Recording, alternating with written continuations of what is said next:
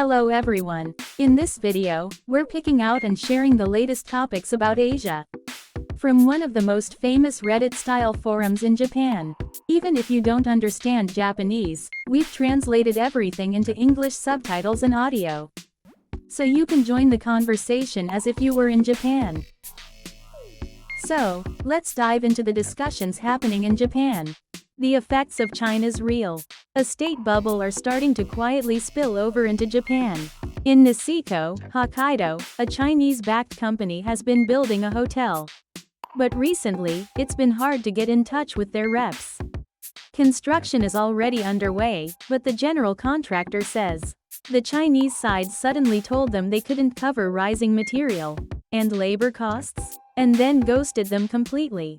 A Tokyo-based travel agency that works with a Chinese partner said over 200 Chinese tourists in more than 10 groups canceled their trips without warning earlier this year.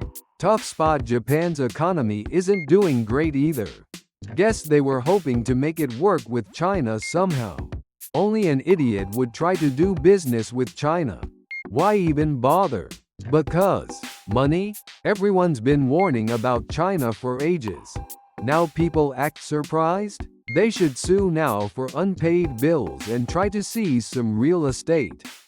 If the market crashes, they won't even be able to do that. Even before the US-China trade war, Chinese state-owned companies were missing payroll like it was nothing. They made tons of money off China. And now they're crying? Same thing happened during COVID. Japan's inbound tourism industry is full of people like this. Fewer tourists from China and Korea? That's a win. It's fine. China has the J-10 fighter jet, they'll be okay. People have been saying China's in trouble for like 15 years.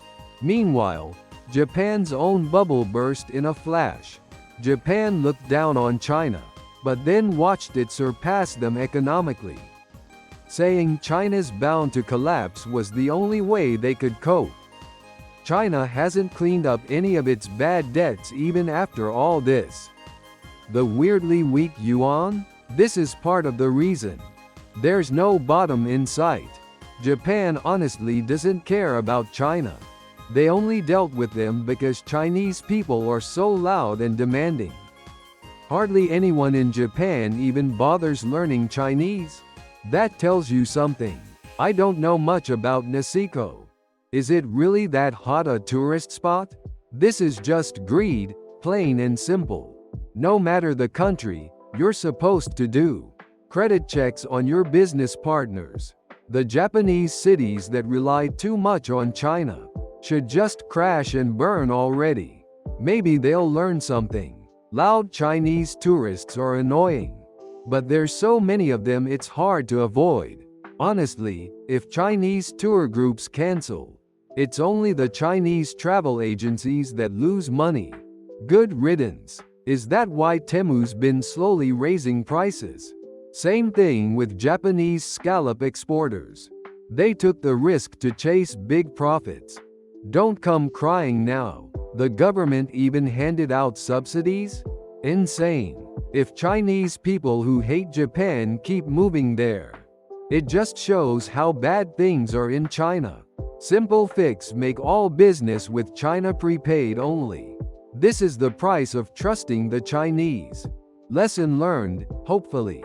Yeah, there's definitely fewer Chinese tourists in Asakusa these days. You notice it walking around Ginza or Shinjuku, way fewer Chinese than before. Still a ton out in the suburbs though. People have been saying this since the Beijing Olympics. Honestly, surprised it lasted this long. Maybe the leadership really is that skilled, or maybe it's just luck. Never underestimate the power of a one-party regime to hide the truth. China trips are dirt cheap right now. Round-trip flights with Japanese or Chinese airlines. 4-star hotel. 4 days in Beijing, under 60,000 yen per person. If your business plan depends on China, it's not a business. It's a gamble. Did you find this video interesting?